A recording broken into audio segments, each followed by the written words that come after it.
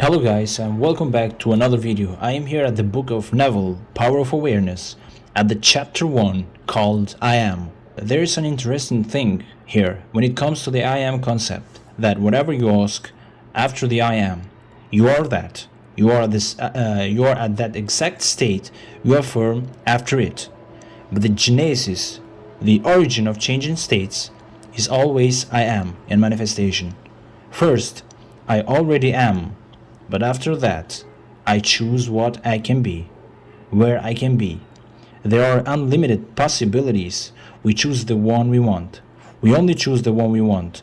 If we want something good, we choose the thing we want for us. Look what Neville says here. I am cannot be divided. I may conceive myself to be a rich man, a poor man, a beggar man, or a thief, but the center of my being remains the same, regardless of the concept I hold of myself. At the center of manifestation, there is only one I Am manifesting in legions of forms or concepts of itself.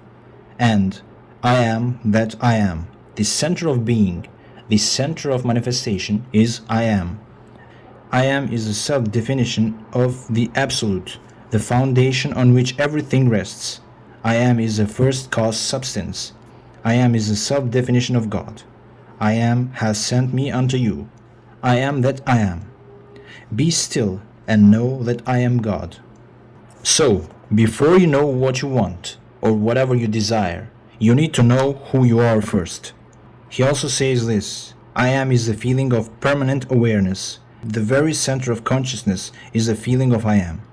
I may forget who I am, where I am, what I am, but I cannot forget that I am.